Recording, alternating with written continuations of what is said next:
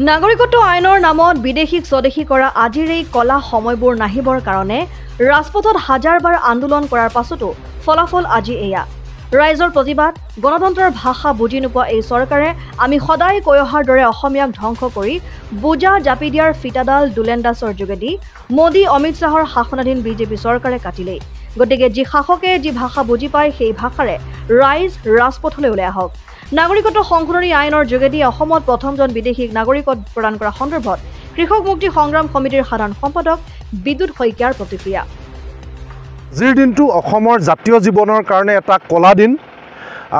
আমি ইমান দিনে কৈ অহা যে প্ৰথমে নাগৰিকত্ব সংশোধনী বিধেয়ক, তাৰ পাছত আইন, তাৰ পিছত বিধি প্ৰস্তুত আৰু আইনৰ যি যুঁজ, উচ্চতম ন্যায়ালয়ত চলি থকা আইনী যুঁজ, সকলোবিলাক নৎসাত কৰি আজিৰ দিনটোত আনুষ্ঠানিকভাৱে কেন্দ্ৰীয় বিজেপি চৰকাৰে নৰেন্দ্ৰ মোদী অমিত শ্বাহহঁতে অসমৰ ওপৰত অবৈধ বিদেশীৰ বুজা জাপি দিলে। আনুষ্ঠানিকভাৱে যোৱাকালিৰ দিনটোত দুলন দাস নামৰ অবৈধ বিদেশী নাগৰিকগৰাকীয়ে অসমৰ নাগৰিকত্ব লাভ কৰিলে। অৰ্থাৎ দুলন দাসে বিদেশী অহা যি পথ অসমৰ কাৰণে নাগৰিকত্ব সংশোধনী আইনৰ জৰিয়তে তাৰ দুৱাৰখন মুকলি কৰি দিলে।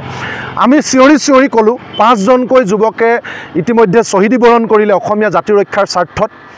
লাখ লাখ মানুহে জাতি, ধৰ্ম, বৰ্ণ, ভাষা নিৰ্বিশেষে কা আন্দোলনত জঁপিয়াই পৰিলে। আইনী যুঁজ চলিল। কৃষক মুক্তি সংগ্ৰাম সমিতিৰ উপদেষ্টা অখিল গগৈ ডাঙৰীয়াক কাৰাগাৰলৈ নিক্ষেপ কৰা হ'ল। 17 মাহ কাৰাগাৰত থাকিলে। আমাৰ ইগৰাকীৰ পিছত সিগৰাকীক নেতাক কাৰাগাৰলৈ নিক্ষেপ কৰা হ'ল। আৰু সম্পূৰ্ণ আমাৰ কৃষক মুক্তি সংগ্ৰাম সমিতিৰ নেতৃত্বত যি 70 সংগঠনৰ আন্দোলন চলিছিলে, এই আন্দোলনক মষিমূৰ কৰি সম্পূৰ্ণৰূপে আইনখনৰ বিৰুদ্ধে যি জাতীয় সহমত, সেই আন্দোলনক নৎসাত কৰি তেওঁলোকে বিদেশীৰ বুজা জাপি দিয়াৰ প্ৰক্ৰিয়া প্ৰশস্ত কৰিলে। আমি যি জংগী আন্দোলন কৰিছিলোঁ, আজিৰ দিনটোত কৈছোঁ যে আমি কিয় জংগী আন্দোলন কৰিবৰ কাৰণে বাধ্য হৈছিলোঁ, আজিৰ দিনটোত অসমবাসী ৰাইজে উপলব্ধি কৰক। আমি বুজি উঠিছিলোঁ যে কেন্দ্ৰীয় চৰকাৰৰ এটিটিউড, আমি বুজি উঠিছিলোঁ যে কেন্দ্ৰীয় চৰকাৰে কেৱল শাসনত বৰ্তি হৈ থকাৰ স্বাৰ্থত RSSৰ সূত্ৰলিপিৰ মতে ভাৰতবৰ্ষক, অসমক এখন হিন্দু ৰাষ্ট্ৰ বা ৰাজ্য বনোৱাৰ স্বাৰ্থত তেওঁলোকে আচলতে কোনো কাৰো কথা নুশুনাকৈ প্ৰয়োজনত হ'লে অসমীয়া জাতিক নিষেধ কৰি হ'লেও আমাৰ ভাষা, সাহিত্য, সংস্কৃতি, মাটি ভাটি, চাকৰি বাকৰি সকলো নিষেধ কৰি হ'লেও যে তেওঁলোকে বাংলাদেশত থকা 1,73,00,000 হিন্দু বাঙালী লোকক অসমত জাপি দিব, এই কথা আমি বুজি উঠিছিলোঁ কাৰণে আমি জংগী প্ৰতিবাদ কৰিছিলোঁ। আমি গুলি খাবলৈ ভয় কৰা নাছিলোঁ। আমাৰ নেতা ইজনৰ পিছত সিজনত জেলত গৈছিল, কিন্তু আমি এখোজো পিছুৱাই অহা নাছিলোঁ। তাৰপিছত সমগ্ৰ ৰাইজে জানে কা আন্দোলনক বিপথে লৈ যোৱা হ'ল। আমাৰ নেতাক জেলত দি ক'ভিড আহিল, কৰোণা আহিল, সমগ্ৰ গোটেই আন্দোলনটোক বিপথে পৰিচালিত কৰা হ'ল। কিন্তু আজিৰ দিনটোত আটাইবিলাক কথা সত্য প্ৰমাণিত হ'ল। যিমানেই গণতান্ত্ৰিকতাৰ কথা নকওক বিজেপি চৰকাৰে, আমাৰ অসমৰ একাংশ বুদ্ধিজীৱী, একাংশ সংগঠন, অসমৰ একাংশ স্বয়ম্ভু গণতন্ত্ৰপ্ৰেমী ৰাইজে যিমানে আমাক জংগী বুলি নকওক, যিমানে আমাক নৈৰাজ্যবাদী বুলি নকওক, আচলতে কেন্দ্ৰীয় চৰকাৰক থৰহৰি কম্পমান ঘটাই ৰাজপথ উত্তাল কৰি সৰ্বাত্মক আন্দোলন গঢ়ি তুলি জংগী প্ৰতিবাদ গঢ়ি কিয় আমি কৃষক মুক্তি সংগ্ৰাম সমিতিয়ে এই কা আন্দোলনক বিৰোধিতা কৰিছিলোঁ, কা আন্দোলনখন আমি বাতিল কৰাবৰ, আইনখন আমি বাতিল কৰাবৰ কাৰণে বদ্ধপৰিকৰ হৈছিলোঁ।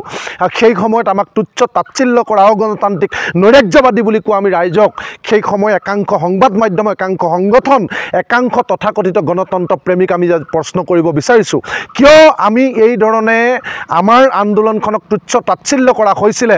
আজি সেই সময়ে সেই কথা আজি প্ৰমাণ কৰিছে যে আচলতে আমি কি কাৰণে জংগী প্ৰতিবাদ গঢ়ি তুলিছিলোঁ। কাৰণ কেন্দ্ৰীয় চৰকাৰে যে গণতান্ত্ৰিক পৰম্পৰাক সন্মান নকৰে, কেন্দ্ৰীয় চৰকাৰে যে আইনৰ ভাষা বুজি নাপায়, যিসকলে উচ্চতম ন্যায়ালয়ৰ কথা কৈছিলে, আজি উচ্চতম ন্যায়ালয়ত গোচৰ চলি থকা অৱস্থাটো কেন্দ্ৰীয় চৰকাৰ ভৰিৰে মোহাৰি আজি নাগৰিকত্বক আইনখন ইমপ্লিমেণ্ট কৰি আনুষ্ঠানিকভাৱে দুলেন দাসক অসমৰ মাটিত নাগৰিকত্ব প্ৰদান কৰিলে।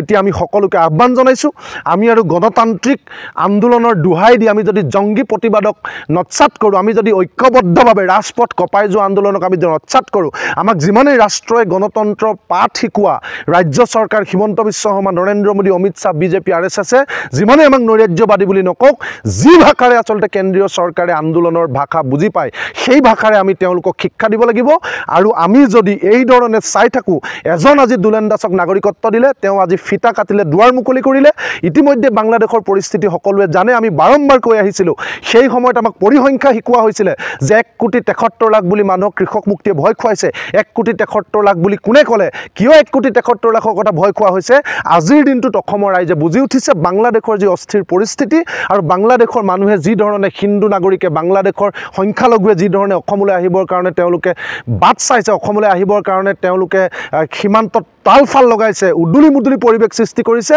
সেই কথাই প্ৰমাণ কৰিলে যে আমি কৈ 1,73,00,000 মানুহ এতিয়া দুলেন দাসৰ দৰে পৰ্যায়ক্ৰমে ইয়ালৈ আহিব গতিকে আমি অসমবাসী ৰাইজক অনুৰোধ জনাইছোঁ এয়া ভাগ ভাগ হৈ থকাৰ সময় নহয় এয়া গণতন্ত্ৰৰ পাঠ লৈ আমি আনক নৈৰাজ্যবাদী বুলি জংগী আন্দোলন কৰিলে আমাক অগণতান্ত্ৰিক বুলি ক'ব এনেকুৱা ধৰণৰ নীতি শিক্ষালৈ আমি বাট নাচায় যি ভাষাৰে কেন্দ্ৰীয় চৰকাৰে বুজি পায় যি ভাষাৰে আমি পুনৰ নাগৰিকত্ব আইনখন আমি বাতিল কৰাবৰ কাৰণে চৰকাৰক বাধ্য কৰাব পাৰিম এজনো বিদেশীৰ বুজা যাতে আমি নলওঁ বুলি কেন্দ্ৰীয় চৰকাৰক শিক্ষা দিব পাৰিম সেই ভাষাৰে আগবাঢ়িবৰ কাৰণে আমি অসমবাসী ৰাইজক অনুৰোধ জনাইছোঁ আহক সকলো জাতীয় জনগোষ্ঠীয় অন্যান্য দল সংগঠন সকলোৱে লগ হৈ আমি আমাৰ জাতি ৰক্ষাৰ স্বাৰ্থত অস্তিত্ব ৰক্ষাৰ স্বাৰ্থত নাগৰিকত্ব সংশোধনী আইনখন সম্পূৰ্ণৰূপে বাতিল কৰাবৰ কাৰণে পুনৰ আমি এক আন্দোলন গঢ়ি তোলোঁ আহক নিউজ ডেস্ক ৰিপৰ্ট জননী লাইভ